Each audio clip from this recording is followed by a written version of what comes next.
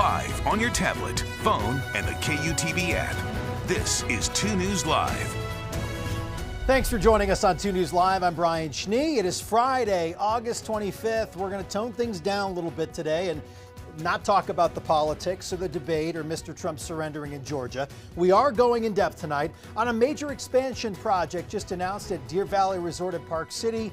Big stuff, lots to talk about. Before we get there, though, here's a look at what is making headlines tonight. You can find all these stories on our website, KUTV.com. Crews are working to remove a colony of bats from inside Highland High School. Now, at one point, school officials believe there were 40 bats inside of the building, another 150 on the exterior.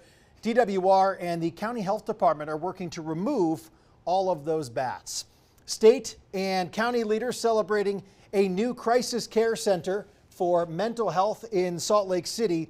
The final beam was placed today for about $82,000. We're trying to get things back to where we belong, but we're not going to get there. 82,000 square foot Kem and Carolyn Gardner Crisis Care Center. The center is scheduled to open in 2025. Keeping things here, all 19 co-defendants in the Georgia election interference indictment met the DA's noon deadline today to turn themselves in. After former President Trump was booked last night, 7 more co-defendants turned themselves in this morning. Finally, in our headlines tonight, 4 people injured, 2 arrested after a crash in Salt Lake City. This happened early this morning near 7th East and 6th South. Police believe that speed and alcohol are factors in this crash. As we go in depth tonight, you can always get in touch with us during the show. Use the hashtag 2NewsLive to join our conversation. You can always find me on Facebook, Twitter, and Instagram. We're very active on all those platforms. Send us a direct message to anywhere there to weigh in. Let's go in depth on one of the biggest expansion announcements in ski history, and it's happening right here in Utah. Deer Valley Resort in Park City will double their skiable terrain. Keep in mind, I say skiable because Deer Valley will remain skiers only. This is a live look from the Stein Erickson webcam tonight. One of their webcams in that area showing off. I believe we saw some mountain bikers there just a few minutes ago, also big for Deer Valley. The resort has just over 2,000 acres of terrain. It's not considered very large right now, but after the expansion, the resort will cover more than 5,700 acres with 16 new lifts, including a gondola and 135 new runs. So for those familiar with the Mayflower Ski Area Development Project near Jordanelle Reservoir, you can see it in progress right now. The project we're talking about now means Deer Valley will operate Extel Development Company's Mayflower Resort project. They will also create a new village with parking for more than 1,200 cars off of Highway 40. I spoke with Deer Valley President Todd Bennett and Jared Smith, President and CEO of Deer Valley's parent company, Alterra Mountain Company. When did the dialogue begin with the developers of Mayflower, and when did this start to happen? Yeah, Brian, we've had conversations with our partner, Extel Development Corporation, based out of New York for a number of years now. We've had pre-existing relationships with Extel, both here in Utah and in some other projects through some investors for a long time. And the idea to really pull these 2 unique pieces of land together to make it a single Deer Valley that was of the caliber and status that Deer Valley has always been, really started in earnest over the last 18 months, give or take. And that was really our goal throughout the negotiations and the conversations with Extel, was to make sure that we ended up with not only a great ski experience, but a great base area experience and village that was consistent with the standards that Deer Valley has set for the better part of 40 plus years. Most of what you're going to see come online is going to be in 25, 26 winter, so a couple of years out. There'll be a few changes that the guests will see around the mountain. We are planning on offering private cat skiing experiences in some of the new terrain when the snow permits. But I think by and large, you're going to see a lot of the big changes come online in 25, 26. And these investments are going to pay dividends for the amount of interest and the amount of demand that's already here. This will provide them a more convenient way to access some great terrain alongside job creation and some of the other things that will come along with the project at this size and scale. So we're very excited, and we're glad to be part of it. Do you have a targeted amount of jobs that this could help create in the area?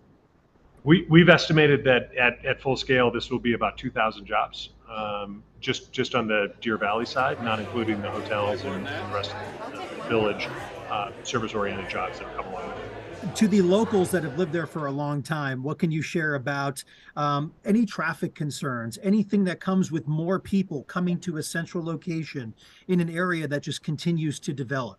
We're actually giving guests more options on where they can access Deer Valley. You can do that from the Snow Park side and Park City Mountain. You can do that from the Jordanelle portal. You can do it from the Jordanelle gondola. So we're giving actually guests a lot more options and locals a lot more options of where they want to start their day. And we're also going to give a significant expansion of terrain. We're going from about 2,000 acres today, and we'll end up around 5,700 acres. So more than doubling the size of the mountain. And that is going to spread out the skier visits. It's going to spread out the lines. And so this is going to be a great win, in particular for the city of Park City. Now that guests may not need to come from Salt Lake through the town of Park City to get in, which is Park City does have traffic congestion on those peak days. So I think this is a huge win for the local population. How far along was the Mayflower development before this discussion was really had? Like how much work had been done on the ground to start breaking ground there with the viewpoint from Jordanelle? Quite a bit. In fact, we started our conversations, as I said, in earnest, 18 to 24 months ago.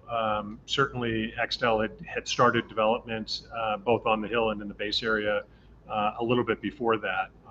But the most important thing to us, as I said, was to make sure that between us and Extel, we ended up with a product that was befitting of the brand and the experience that the Deer Valley stands for. So it was less about being fast and more about getting it right.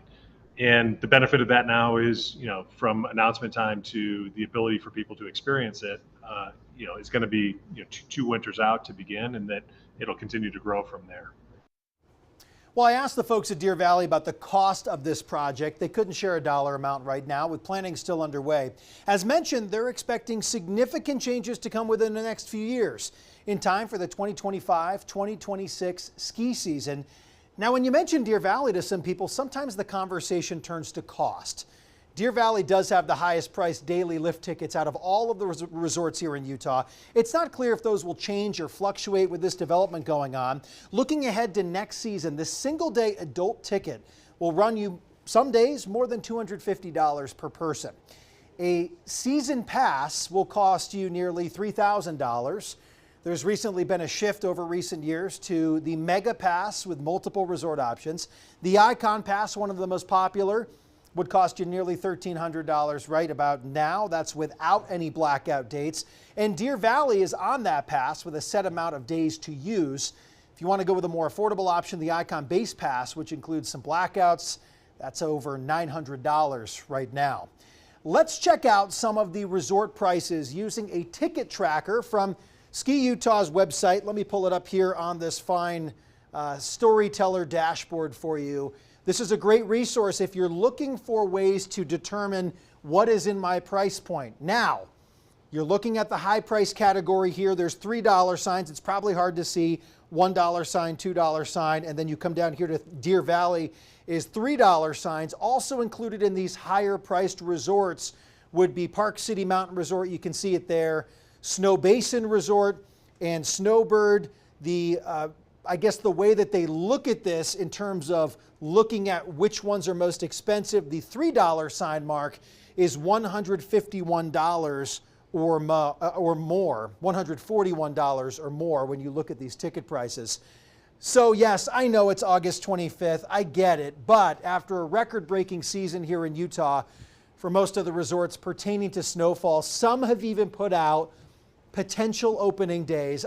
This is really theoretical, right? Everything has to line up here. Alta on their website saying, hey, maybe November 17th. We had over 900 inches last year. Brian Head thinking November 10th with a good storm or two. They could totally do that. Eagle Point had also a very good year. December 15th. Park City Mountain Resort also saying we're in line with Alta. All of the others, it's too early. No dice. If you'd like even more information on this massive expansion project, we've got a story posted on our website right now, KUTV.com. It includes the renderings of the new lifts. I think there's 16, including a 10-person gondola. There's going to be the new village there at the bottom area. That is the Highway 40 location. So for those of you that have seen the construction from Jordanelle Reservoir, perhaps you've been out there on the boat this summer and you can see the trails kind of cut out one by one. That is the Mayflower development that has now been absorbed by Deer Valley Resort. Let's take a live look outside now of what's just been a beautiful afternoon. Throughout most of the state here, you can see from our camera there at the top of our building here, Wells Fargo building, downtown Salt Lake City. It's a gorgeous start to our evening. And you know what? I-15 in Draper right now, it is moving. That's always a blessing here. We like that. Let's come back out here live, though, and show what's happening in the Northwest. This is in Alaska. Sterling, you are now a resident bear expert. Camera shy. It is 2 News Live. We've got to bring it to you live here. Yeah. So this is what's happening in Alaska right now. As always, this is one of my favorite cameras to look at. If I need a distraction from work, don't tell the boss. Yeah, these guys are just sitting out there waiting for a salmon to come by, and it's amazing how quickly they can catch those things. They can catch them in the air. They can catch them with their paws. Well, they have large paws. Can I just remind everyone, this is in Alaska. Yeah. This is not in Utah. That's right. But you can watch it 24/7 on your home television. Okay, let's check out the forecast. Nothing like this. They're actually getting some light rain up there in Alaska right now. But here in Utah, just a few isolated thunder showers over the mountains. And that's where they're going to be tomorrow if we do have any, but I think we're going to see a decrease in all of that thunderstorm activity over the next couple of days. So you can see near the central part, south central part of Utah, the Uintas are seeing quite a bit of activity, and they'll see more of that over the next couple of days. A little bit of action out here in northeastern Nevada, southern Idaho, but it's very widely scattered. But we do have 3 flash flood warnings. One near Bicknell and Capitol Reef, that's still in effect till 7. One downstream from Escalante, we do have a flash flood warning in effect for that area. And there's another flash flood warning now that's been added to this one here that's going to be headed down toward the Lake Powell area. So we definitely have some heavier storms, but they are gradually dissipating over the next little while. We'll see clearing skies tonight. That's what we're expecting. 58 in Richfield, 59 in Cedar City, 71 in Page, 60 in Blanding, 53 in Rock Springs, and look at Ely, 47 degrees tomorrow morning. 80s, low 90s tomorrow. Lots of sunshine for you all across the region over the next several days, so plan on that. We are going to see just those pop-up storms over the higher elevations. Notice in the afternoon hours, though, we will see a few of those storms getting ready to pop up again during the afternoon. And there's actually a little disturbance right here that's going to be moving through northern Utah Saturday morning. Could produce a few clouds, maybe an isolated thunderstorm Saturday night and early Sunday. Arches 92, Capitol Reef 74, Bryce Canyon 75, Zion National Park 97. And we still have that slight chance of storms over the Capitol Reef area tomorrow. Lake and Reservoir forecast, Lake Powell 95, Utah Lake 87. And the winds will be light, by the way, across the entire state. We're not looking for any strong winds unless you do get a stray storm. And the flash flood potential is going to improve tomorrow and possibly improve even more as we move into Sunday and Monday. So just maybe some hiking plans could be in the future. Well, this high pressure is going to stick around. This is Monday at 9 o'clock in the evening. That high pressure is in a pretty good spot, but we do start to see some active weather across the Gulf Coast, or across the Gulf of Alaska, and that should start to bring some precipitation and winds into the Pacific Northwest. Maybe get some of that smoke and hot temperatures out of there, but for now, they're stuck in the smoke and the heat. 99 goes to 100 on Sunday, 105 on Tuesday, and then that slight chance of storms increases Thursday and Friday. For Salt Lake City, we'll see those temperatures around 92 for the next 3 days. Overnight lows will be in there 70 and sunshine, but maybe by Friday we'll see some of that tropical moisture popping back into the forecast. Turn it down, Sterling. We don't need anything above 90 right now. We were enjoying kind of where things were. Our normal high is 90 right now. So we were good being below normal for a little bit. I know, but you have to pay a little bit of price for what we've seen the month of August. It's been pretty nice. It's interesting. We're talking about 90s and stuff, yet we just went in depth on a conversation about snow. I know. And that focus there on the resort scene. So how quickly things can change. How quickly things can change from yesterday when we were taking a deep dive into what was happening in Georgia. As we head into the weekend, download our 2 News weather app and always be prepared for those changes in your own neighborhood. You can get updated forecast. You can get that live radar right at the palm of your hand. Just do us a favor. Download the 2 News weather app today. and get involved. Thanks for watching 2 News Live. We appreciate you joining us all week long. We're going to take a couple days off. We'll be back Monday at 5:30. Hope you'll join us then for more in-depth conversations. Have a great rest of your weekend and have a great night. See you on Monday.